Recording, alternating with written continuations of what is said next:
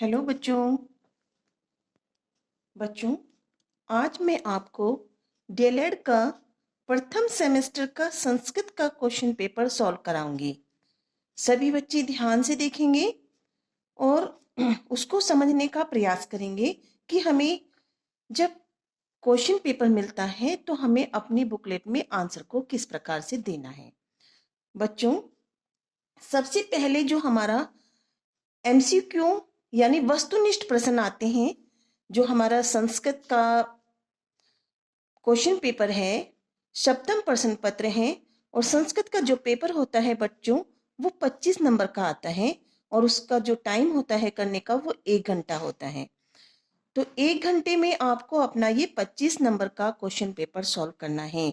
इस चीज को ध्यान रखेंगे, टाइम को देखते हुए ही आपको अपना प्रश्न पत्र सॉल्व करना है।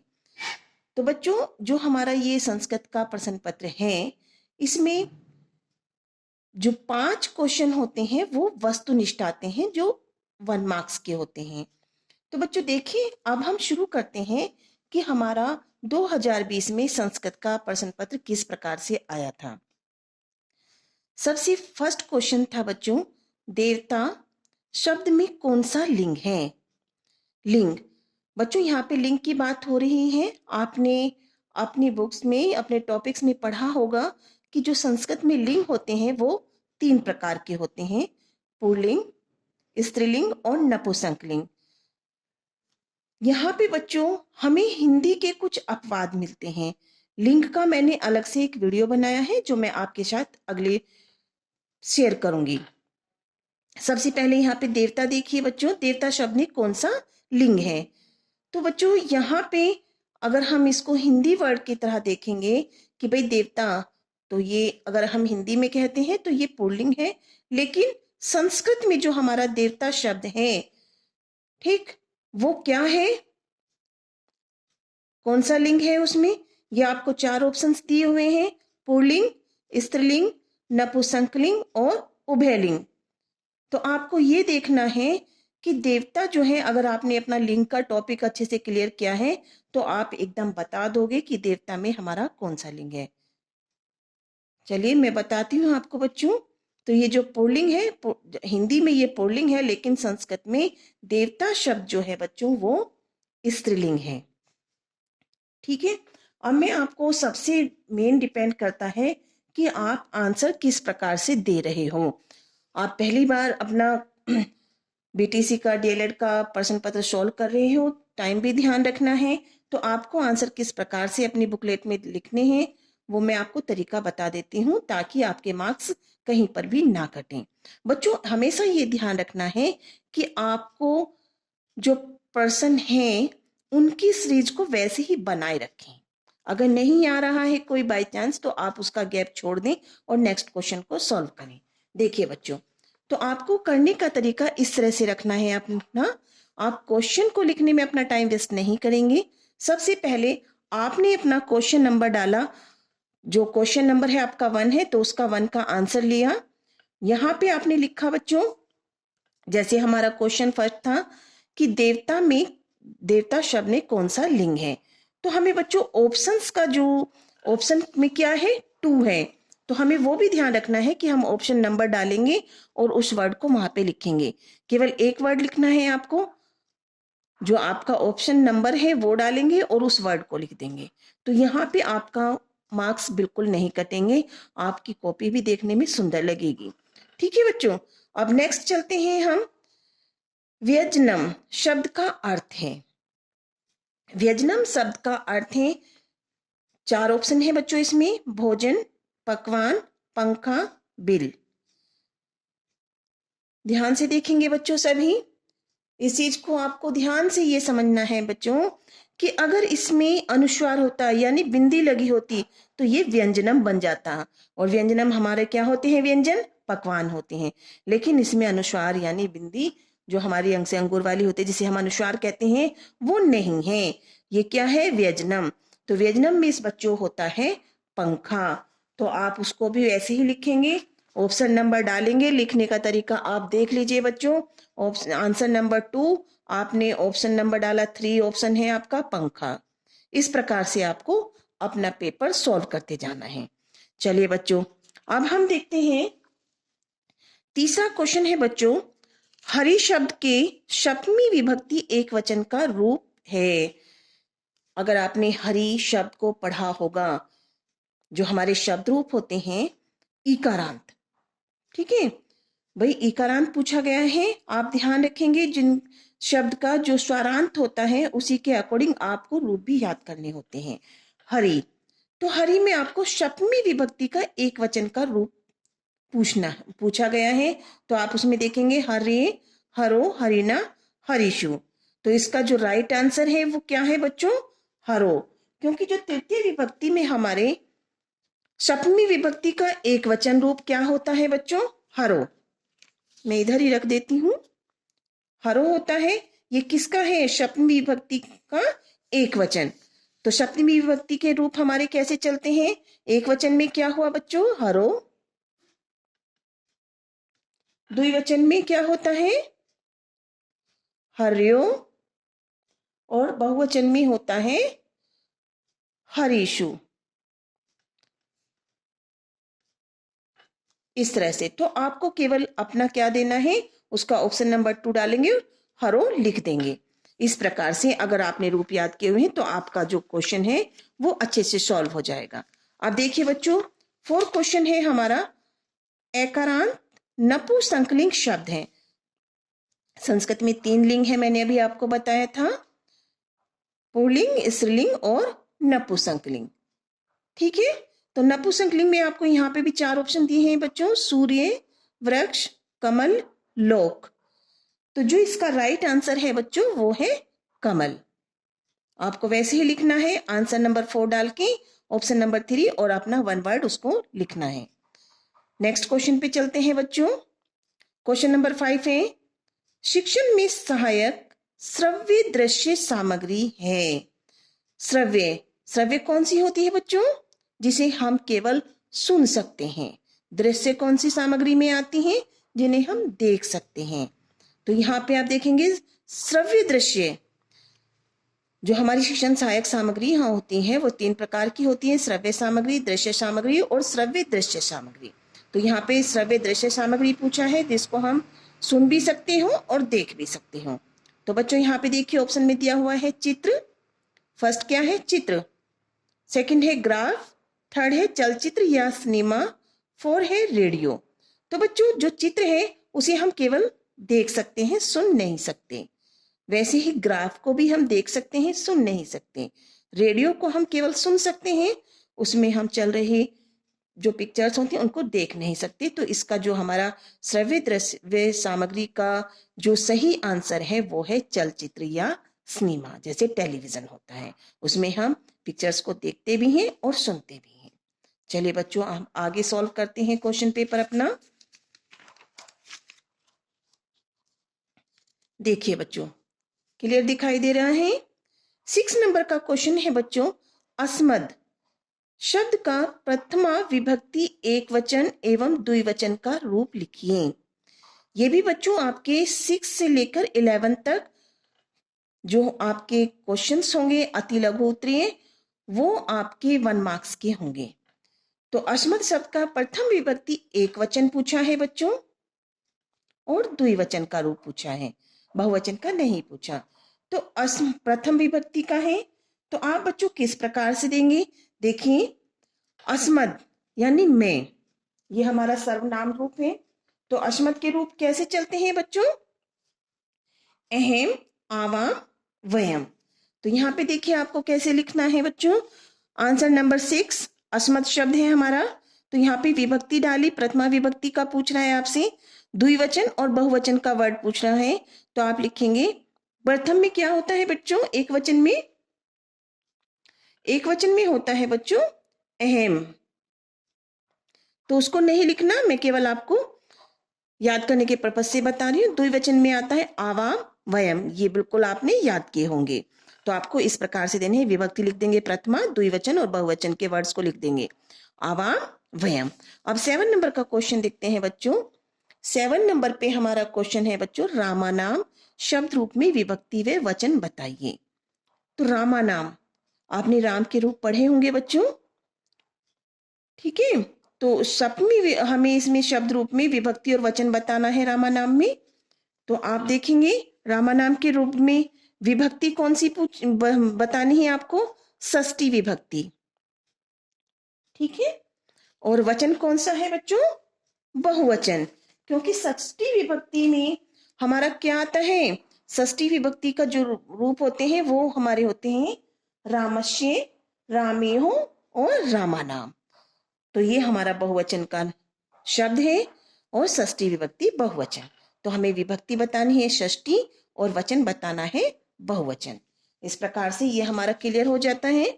अब देखिए बच्चों, अहम कर्ता के साथ किस पुरुष व्यवचन का प्रयोग होता है। अभी आप यहाँ पे ध्यान रखिए बच्चों, अभी अश्मद के रूप आए थे ऊपर क्वेश्चन नंबर 6 में। अश्मद यानी मैं, जिसे हम संस्कृत में क्या कहते हैं, अहम। तो ये वही है। तो हमें इसमें बताना है कौन सा पुरुष और किस वचन का प्रयोग होता है। तो अश्मद में बेटे कौन सा पुरुष होता है, सॉरी अहम में हमारा होता है उत्तम पुरुष, ठीक है। तो वहां पे पुरुष लिखेंगे, पुरुष कौन सा है, उत्तम, वचन कौन सा है, एक वचन, ठीक। उत्तम पुरुष में कौन से सर्वनाम शब्द आते हैं, अहम, आवाम, वयम। तो ये अहम का पुरुष और वचन पूछा है, तो पुरुष में हम बता देंगे उत्तम पुरुष और वचन है एक वचन। अहम कर्ता के साथ उत्तम पुरुष एक वचन का प्रयोग होता है। अब बच्चों, बालिका शब्द का तृतीय विभक्ति द्विवचन और बहुवचन का रूप लिखिए। 9 क्वेश्चन है हमारा, बालिका शब्द का तृतीय विभक्ति द्विवचन और बहुवचन। तो हम तृतीय विभक्ति द्विवचन और बहुवचन का रूप देखेंगे। तृतीय विभक्ति में बच्चों हम द्विवचन में लिखते हैं बालिकाभ्याम और बालिका भी, ठीक है, हो गया। अब देखिए बच्चों, अधोलिखित शब्दों के संस्कृत नाम लिखिए। आप बच्चों ध्यान रखें, अपने जो फलों के नाम होते हैं, वो आसपास की वस्तुओं के नाम जो होते हैं, रंगों के नाम, पशु पक्षियों के नाम, ये सब आपको बहुत अच्छे से याद करने हैं। अब देखिए, आम को हम क्या कहते हैं बच्चों, ये क्वेश्चन है आपका क्वेश्चन नंबर 10। आम को कहते हैं आम्रम, अमरूद को कहते हैं बीजपूरम, क्या कहते हैं, बीजपूरम। अनार, दाड़िम, केला, कदली फलम, संतरा, नारंगम। हो गया बच्चों, ठीक, आगे बढ़ते हैं। 11 क्वेश्चन है बच्चों, विद्या धनम सर्वधन प्रधानम, इस वाक्य का हिंदी में अर्थ लिखिए। बच्चों, ये सूक्ति टाइप के वाक्य होते हैं, आपको इसका हिंदी में अर्थ लिखना है विद्या धनम सर्वधन प्रधानम। बहुत आसान है कि विद्या रूपी धन सभी धनों में प्रधान है। विद्या रूपी धन सभी धनों में प्रधान है, लिख लेंगे सभी, हो गया। क्वेश्चन नंबर 12 पे आते हैं बच्चों, किन्हीं 2 इकारांत पुल्लिंग एवं 2 इकारांत नपुंसकलिंग शब्दों को लिखिए। बच्चों, हम ध्यान रखेंगे स्वरांत से जो शब्दों का अंत होता है वहीं से। अब इसमें आपसे इकारांत पूछा है, इकारांत के 2 पुल्लिंग शब्द। अब ध्यान से देखें बच्चों, इकारांत पुल्लिंग शब्द होता है जैसे कवि, पति, ठीक है, जिसपे छोटी की मात्रा हो, ये इकारांत पूछा, इकारांत। तो आप वो पुल्लिंग शब्द 2 लिखेंगे, वहां पे कवि का लिख दिया आपने, पति लिख दिया। अभी और दूसरे पूछा है बच्चों 2 इकारांत नपुंसकलिंग शब्द, नपुंसकलिंग वारी और दधी। ये आपका क्वेश्चन नंबर 12 का आंसर है। अब देखिए बच्चों, अव्यय शब्द की परिभाषा बताइए कि अव्यय क्या होता है बच्चों। संस्कृत में बच्चों अव्यय होता है, अव्यय में बच्चों हमेशा वो शब्द आते हैं, लिख लीजिए आप, वे शब्द जो सदा एक जैसे ही रहते हैं अव्यय कहे जाते हैं। अव्यय प्रत्येक काल, लिंग, विभक्ति, वचन आदि में एक समान होते हैं। यानी बच्चों ऐसे शब्द जिन पर लिंग का, विभक्ति का, वचन का और काल का कोई प्रभाव नहीं पड़ता, वो हमेशा एक स्थिति में ही रहते हैं, तो वो अव्यय शब्द कहलाते हैं। जैसे बच्चों अतः, अद, प्रातः, से, एकदा, परितः। ठीक है, नोट कर लीजिए। अब जैसे मान लीजिए बच्चों हम कहें कि मोहन यहाँ आओ, तो यहाँ शब्द क्या है बच्चों? अव्यय शब्द है, क्योंकि ना तो उस पे वो वचन पे चेंज होगा, ना ही उस पे लिंग का प्रभाव पड़ेगा। हम मोहन को कह रहे हैं, हम रमा को भी कह सकते हैं, रमा यहाँ आओ, लड़कियों यहाँ आओ। तो इस प्रकार से जो शब्द ऐसे होते हैं जिन पर लिंग का, वचन का, काल का और विभक्ति का कोई प्रभाव नहीं पड़ता है, वो अव्यय शब्द कहलाते हैं। चलिए बच्चों, अब देखते हैं हम क्वेश्चन नंबर 14। निम्नलिखित शब्दों में से सर्वनाम शब्दों को छांट कर लिखना है। देखिए, सर्वनाम शब्दों को अलग करना है बच्चों। सर्वनाम क्या होते हैं? जो संज्ञा के स्थान पर प्रयोग किए जाते हैं। जिसमें से कौन कौन से शब्द हैं बच्चों? राम है, नहीं है, यूयम है, नोट करते जाएंगे, उसको अंडरलाइन कर लीजिए अपने, यूयम, ते, सीता नहीं है, सा में स्वह होता है, फलम, फलम भी नहीं है, पर्वत है भी नहीं है, आवाम। तो ये बच्चों आपके 4 शब्द जो हैं वो आपके सर्वनाम शब्द हैं। तो आप इन्हें इस प्रकार से लिख देंगे। सर्वनाम शब्द यूयम, ते, सा, आवाम। हो गया बच्चों सॉल्व। आगे देखते हैं क्वेश्चन नंबर 15, यानी प्रश्न संख्या 15 पे हैं। 11 से 14 तक की संख्याओं को संस्कृत में लिखिए। बच्चों, आपको संस्कृत की गिनतियां बहुत अच्छे से याद करनी है, क्योंकि इसमें से क्वेश्चन हर बार पूछा जाता है। तो 11 को बच्चों क्या कहते हैं? देख लीजिए, आपने याद भी किया होगा। 11 को कहते हैं एकादश, 12 को द्वादश, 13 को त्रयोदश और 14 को चतुर्दश। तो ये हमारे 11 से लेके 14 तक की संख्याएं हैं जिन्हें हमने संस्कृत में लिखा है। अब बच्चों क्वेश्चन नंबर 16, संस्कृत शिक्षण में पाठ्य से आगामी क्रियाकलापों की क्या उपयोगिता है, स्पष्ट कीजिए। ठीक, आप ध्यान से नोट कर लेंगे। इसे मैं लिखवाती हूं अभी आपको।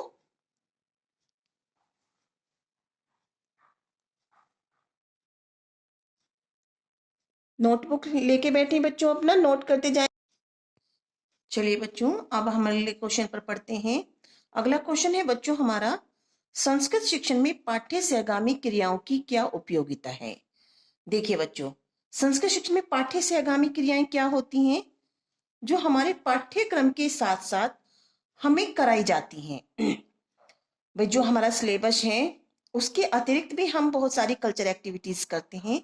कौन कौन सी करते हैं? आप अपने विद्यालय में देखते होंगे कि आपको सांस्कृतिक कार्यक्रम भी कराए जाते हैं। ठीक है, तो पाठ्य से आगामी क्रियाओं को बच्चों आधुनिक शिक्षा में भी विशेष महत्व दिया गया है, क्योंकि आधुनिक शिक्षा में पाठ्य से आगामी क्रियाओं का की विशेष उपयोगिता किस लिए है? क्योंकि बच्चों हमें जो ज्ञान प्राप्त होता है, जो हम पुस्तकों से ज्ञान प्राप्त करते हैं अपने सिलेबस के अकॉर्डिंग, तो वो हमारा केवल ज्ञानात्मक विकास संभव होता है। लेकिन पाठ्य से आगामी क्रियाओं से हमारा जो बच्चों होता है, जैसे इसमें पहले हम ये जान लेते हैं पाठ्य से आगामी क्रियाएं होती क्या क्या हैं बच्चों। जैसे खेलकूद होता है, संगीत होता है, कला होते हैं, सांस्कृतिक कार्यक्रम होते हैं, ये सब हमारी पाठ्य से आगामी क्रियाओं के अंतर्गत आते हैं। जैसे मॉर्निंग में आपसे असेंबली कराई जाती है, उसमें आपको क्या क्या भाई प्रेयर कराई जाती है, उसके बाद में जीके के क्वेश्चंस वगैरह भी पूछे जाते होंगे, राष्ट्रीय गान होता है। तो ये सारी चीजें हमारी किस में आती हैं? पाठ्य से आगामी क्रियाओं के अंतर्गत। तो जैसे बच्चों खेलकूद है, संगीत है, कला है, तो खेलकूद से हमारा क्या होता है? भाई खेलकूद से हमारा शारीरिक, मानसिक, नैतिक विकास होता है, सामाजिक विकास होता है, क्योंकि हम एक ग्रुप में मिलकर के कोई कार्य करते हैं। वैसे ही बच्चों हमारा कुछ बच्चों का जो इंटरेस्ट होता है वो संगीत में होता है। जब भी हमारे सांस्कृतिक प्रोग्राम होते हैं तो हम क्या करते हैं, कुछ बच्चे कोई सॉन्ग सुनाते हैं अपने, जिनकी हॉबीज होती है, भाई कोई अपनी अभिनय को प्रस्तुत करता है, नाटक करते हैं, जैसे कला प्रतियोगिता होती है, आप पोस्टर बनाते हो, चित्र बनाते हो। तो ये सारी चीजें हमारी पाठ्य से आगामी क्रियाओं के अंतर्गत आती हैं। अगर हम कहें कि पाठ्य से आगामी क्रियाएं कितने प्रकार की होती हैं, तो मान लीजिए बच्चों, आपकी ये पाठ्य से आगामी क्रियाएं जो होती हैं वो दो प्रकार की होती हैं। एक तो आंतरिक पाठ्य से आगामी क्रियाएं और एक बाह्य पाठ्य से आगामी क्रियाएं। आंतरिक पाठ्य से आगामी क्रियाओं के अंतर्गत हमारे नाटक, संगीत, नृत्य, चित्र ये सभी आते हैं, और बाह्य पाठ्य से आगामी क्रियाएं जो हमारी खेल के मैदान के अंतर्गत कराई जाती हैं। जैसे मान लीजिए आपको क्रिकेट खिलाया जाता है, kho kho, badminton games, volleyball आदि। तो ये सभी हमारी पाठ्य से आगामी क्रियाएं होती हैं, जिससे हमारा शारीरिक, मानसिक, नैतिक और सामाजिक विकास संभव होता है। चलिए बच्चों, हम अगले क्वेश्चन पे आते हैं। जो हमारा 17 क्वेश्चन है बच्चों, ये है अधोलिखित श्लोक का हिंदी में अनुवाद कीजिए। श्लोक कौन सा दिया हुआ है बच्चों? विद्या ददाति विनयम, विनयदयाति पात्रताम, पात्रताव प्राप्तनोति धना धर्म है तत् सुखम। अर्थात बच्चों, श्लोक का अर्थ क्या कहता है कि जो विद्या होती है उससे क्या आती है? विद्या से जो होती है वो हमें विनम्रता आती है, यानी विद्या विनय देती है, और विनय से योग्यता आती है। ठीक है, पात्रता मिस होता है योग्यता, और योग्यता से बच्चों धनम प्राप्नोति, यानी योग्यता से धन की प्राप्ति होती है। और बच्चों धन से धर्म, धना धर्म है, यानी धन से धर्म की प्राप्ति होती है। और बच्चों धन से हमें, धर्म से क्या प्राप्त होता है? सुख प्राप्त होता है।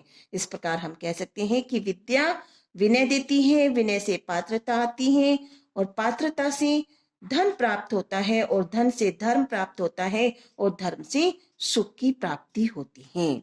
चलिए बच्चों आगे बढ़ते हैं। लास्ट क्वेश्चन है हमारा, निम्नलिखित वाक्यों का संस्कृत में अनुवाद कीजिए।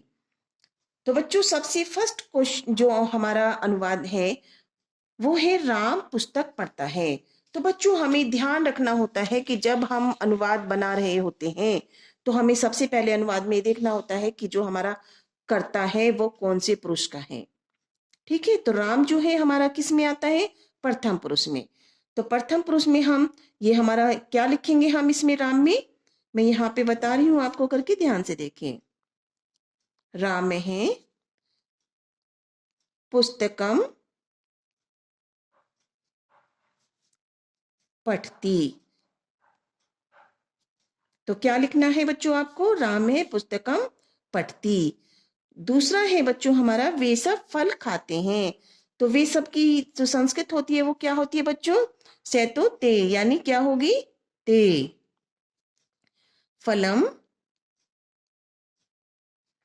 ये हमारे वे सब हैं, बहुवचन है प्रथम पुरुष का, तो हम प्रथम पुरुष के बहुवचन की ही क्रिया लगाएंगे, खादंती।